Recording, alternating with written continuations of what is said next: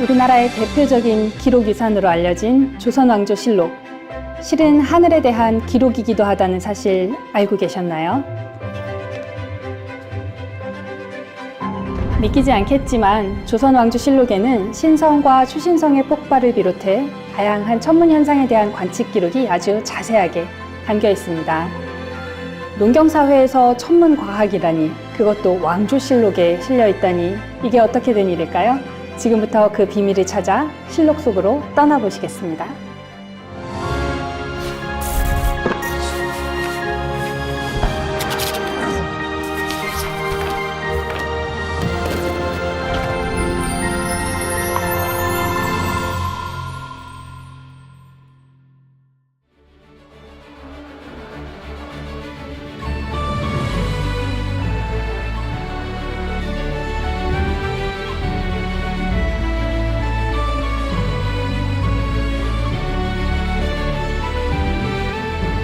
지금 보고 계신 책은 조선 왕조실록 중 선조실록 101책 179권입니다. 여러분 여기 보이세요? 야, 일경, 객성, 제, 천강성. 밤 일경의 객성이 천강성 위에 있다가 미수 11도로 들어갔다. 북극성에서는 109도에 위치였다. 크기는 세성만 하였고 황적색이었는데 동요하였다. 여기서 객성이란 항성이나 행성이 아니라 일시적으로 나타나는 별, 그러니까 신성이나 혜성 등을 말하는데요. 갑자기 나타나는 이 손님별에 대한 기록은 보시는 것처럼 조선시대 훨씬 이전인 삼국시대부터 기록이 남아 있습니다. 다시 실록을 볼까요? 전갈자리 위에 있었다. 북극성에서 109도 위치에 있었다. 크기가 목성만 했다. 누런 빛을 띤 붉은색이었고 움직였다. 시간과 위치, 색깔과 형태, 움직임이 아주 자세하게 기록되어 있죠.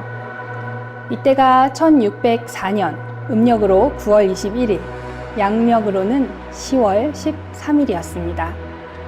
그렇다면 선조실록에 기록된 그날 관상감 관리가 발견한 밝은 별빛의 정체는 무엇이었을까요? 세계의 기록을 보면 그때 당시 독일의 수학자이자 천문학자인 요하네스 케플러가 똑같은 현상을 발견한 것을 알 수 있습니다. 이 천문 현상은 나중에 밝혀졌는데요. 우리 은하에서 육안으로 목격한 가장 최근의 초신성이었습니다.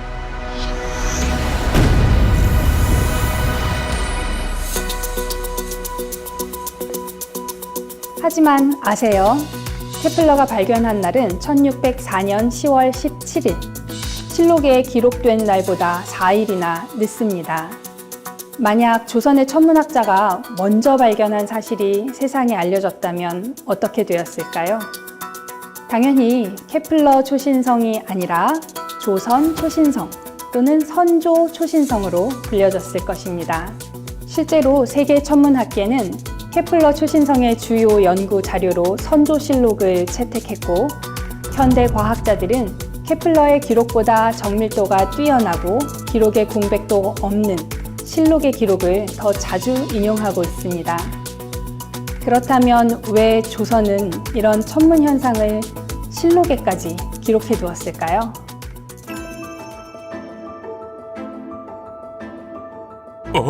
저게 뭐지? 저렇게 밝은 별이 어디서 갑자기? 아, 어디? 오, 놀라워. 밤일경, 객성이 천강성 위에 있다가 미수 11도로 들어갔다.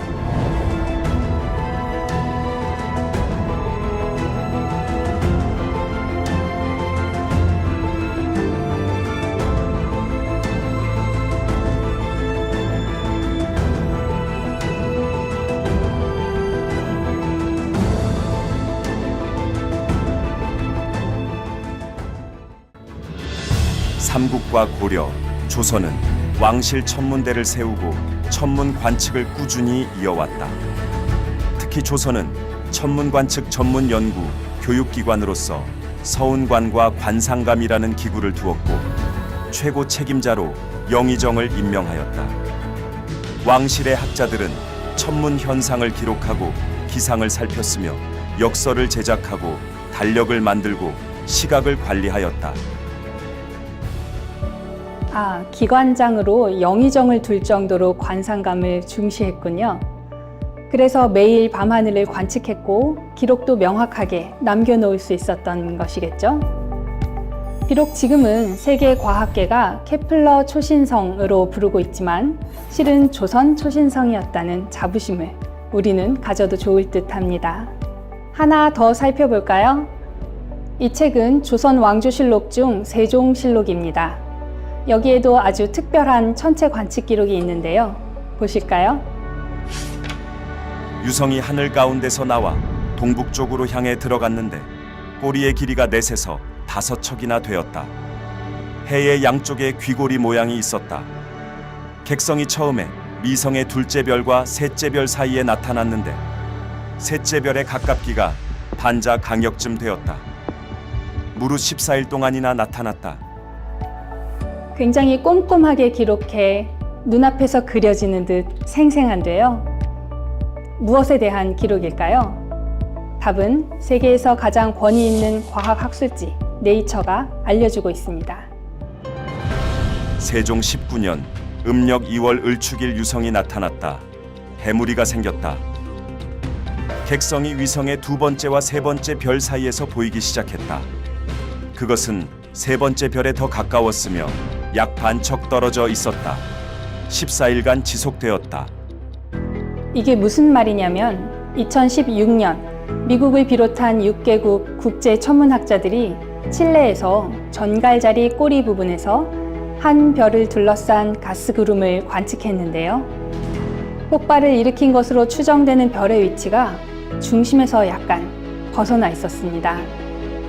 이상하게 여긴 학자들이 100여 년간의 관측 자료를 보관하고 있는 하버드 대학의 데이터를 검토했지만 마찬가지였습니다. 해답은 바로 실록이 주었습니다. 세종실록에 기록된 별의 위치가 딱 맞아떨어졌던 것이죠. 학자들은 이 기록을 통해 2016년에 관측한 가스구름이 바로 579년 전 1437년에 폭발한 신성의 흔적임을 밝혀낼 수 있었습니다.